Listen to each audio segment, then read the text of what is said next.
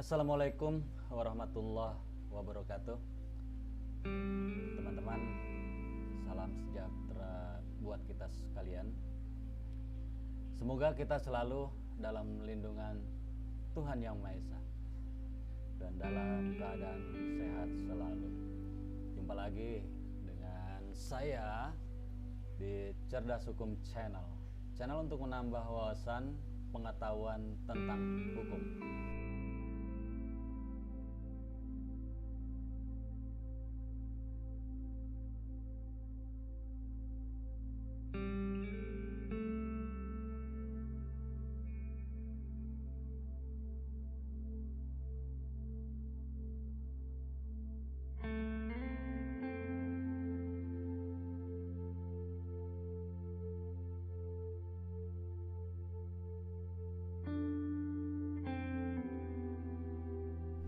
Tapi sebelumnya kiranya supaya Anda untuk mengklik like dan subscribe agar kita atau kami semakin bersemangat dalam menyampaikan materinya. Jangan lupa ikutin terus channelnya agar Anda tidak ketinggalan informasinya. Oh ya, Sobat Cerdas Hukum Channel, silahkan berkomentar di dalam kolom komentar agar menjadi bahan evaluasi untuk perbaikan kedepannya. Kali ini kita masih menambah wawasan seputaran hukum perdata dengan materi tentang benda. Oke guys, sebelumnya kami mohon maaf sebelum materi hukum tentang benda ini kami sampaikan, ini ada sedikit penambahan materi tentang hukum keluarga.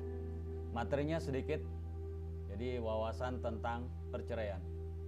Jangan lupa sambil menyimak, kita ngopi. Yuk sambil ngopi.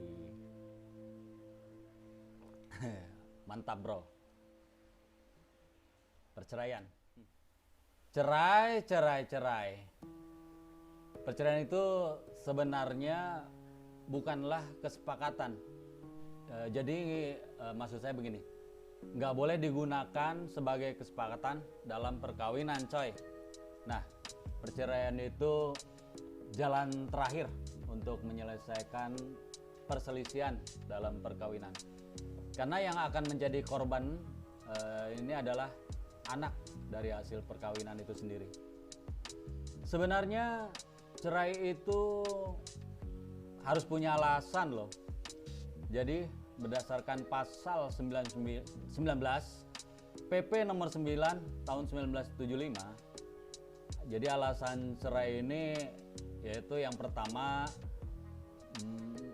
salah satu pihak berzina atau pemabuk atau pemadat dan lain-lain, atau perbuatan negatif yang sudah tidak bisa disembuhkan lagi.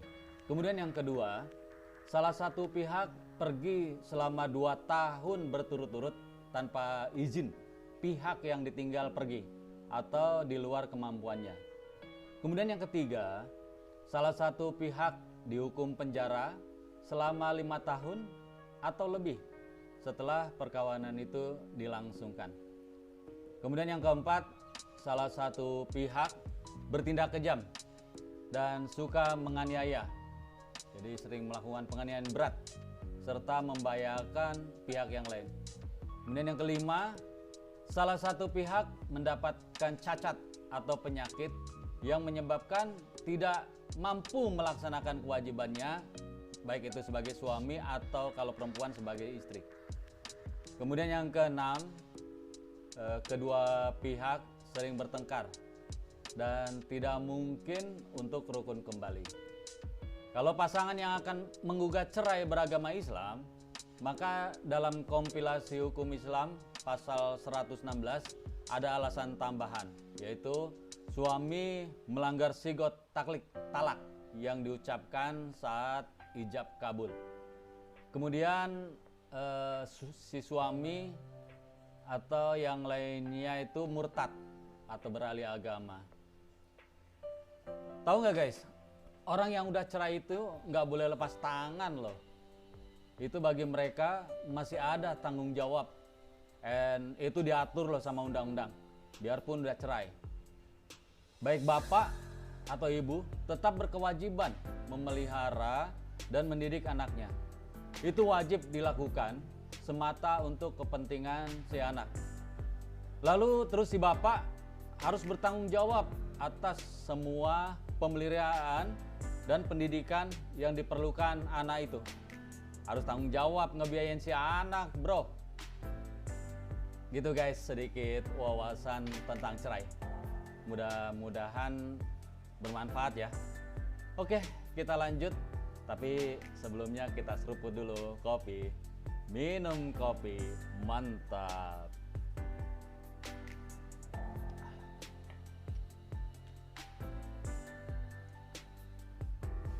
Oke guys, untuk materi selanjutnya, hukum tentang benda.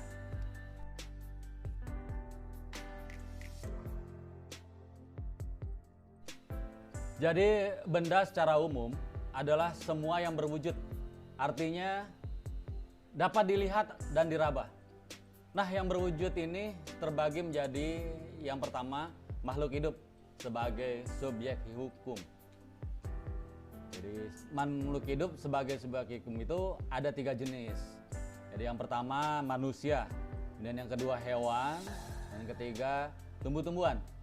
Dan ada lagi makhluk yang tidak hidup berupa benda atau objek hukum. Jadi dalam konsep hukum perdata, benda adalah setiap makhluk selain manusia yang di atasnya dapat diletakkan suatu hak.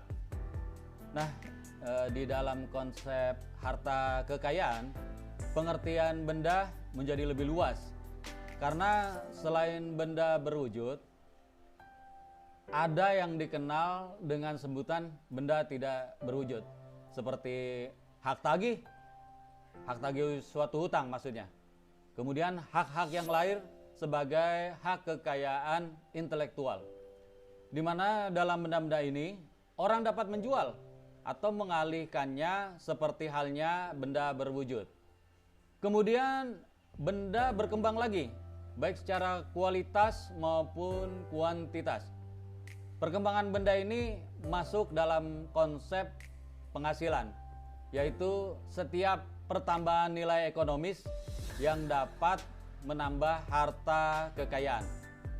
Guys, dalam konsep hukum perdata, penghasilan terbagi menjadi 2 golongan. Yang pertama, penghasilan perdata. Pastinya di sini adalah semua penghasilan yang diperoleh dari benda tidak berwujud, seperti yang hak memungut sewa, kemudian hak mendapatkan bunga dari modal. Kemudian yang kedua, penghasilan alamiah, yaitu penghasilan yang bersumber dari benda berwujud. Misalnya pohon, ya maksudnya di sini pohon yang berbuah, kemudian ternak yang beranak. Nah, menurut undang-undang, benda dikelompokkan menjadi 4. Yang pertama, benda yang dapat diganti dan yang tidak dapat diganti. Kemudian yang kedua, benda yang dapat diperdagangkan dan yang tidak dapat diperdagangkan. Kemudian yang ketiga, benda yang dapat dibagi-bagi dan yang tidak dapat dibagi-bagi. Kemudian yang terakhir atau yang keempat, benda bergerak dan benda yang tidak bergerak. Sedangkan karena perkembangan suatu negara, sehingga negara sangat berperan untuk mengatur atas suatu benda dalam mengadministrasi sumber ekonomi. Lalu muncullah kelompok benda sebagai harta kekayaan dengan sebutan benda terdaftar dan yang tidak terdaftar.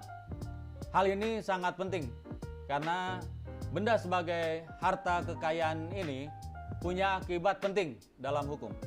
So, kalau ditentukan berdasarkan sifatnya, tujuan pemakaiannya, karena memang diatur dalam undang-undang guys, benda yang dikelompokkan menjadi benda bergerak. Karena sifatnya benda itu memang dapat bergerak. Kalau berdasarkan tujuan pemakaiannya itu seperti perabot rumah tangga. Terus benda bergerak berdasarkan undang-undang. Seperti penghasilan dari benda bergerak, surat saham, obligasi, hak yang lahir sebagai kekayaan intelektual, dan yang masih banyak lagi yang lainnya. Sedangkan benda yang tidak dapat bergerak, kalau berdasarkan sifatnya itu seperti tanah dan apapun yang terjadi karena alamiah, bukan perbuatan manusia. Jadi bukan perbuatan manusia, sesuatu yang bergabung erat dengan tanah. Bangunan dan pepohonan yang sengaja ditanam itu juga termasuk benda tidak bergerak. Oke guys, kita seruput lagi kopi. Mantap.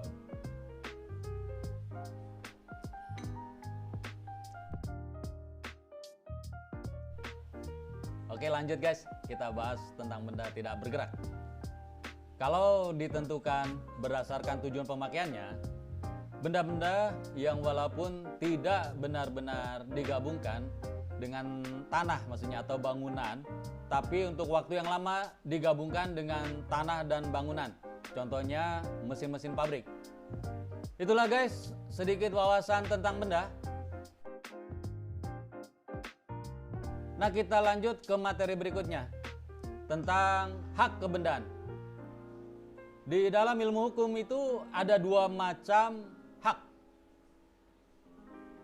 yang bisa dimiliki oleh subjek hukum. Yang pertama, hak perseorangan atau istilah Belandanya persoonlijk recht. Apa tuh hak perseorangan? Jadi hak perseorangan itu berupa hak melakukan penuntutan atau penagihan kepada seseorang atau pihak tertentu. Kemudian yang kedua, hak kebendaan atau zakelijk recht dalam istilah Londonya. Jadi hak kebendaan di sini maksudnya adalah hak yang memberikan kekuasaan atas suatu benda. Nah guys, hak perseorangan cuma dapat dipertahankan kepada orang atau pihak tertentu. Kalau hak kebendaan dapat dipertahankan kepada setiap orang yang melanggar hak kebendaan itu sendiri. Hak kebendaan tidak melekat pada orang, tapi melekat pada bendanya. Sehingga tuntutan hak kebendaan dapat diajukan pada semua orang yang menguasai benda itu. Kayaknya udah kering lidah nih Bang. Ngopi dulu guys.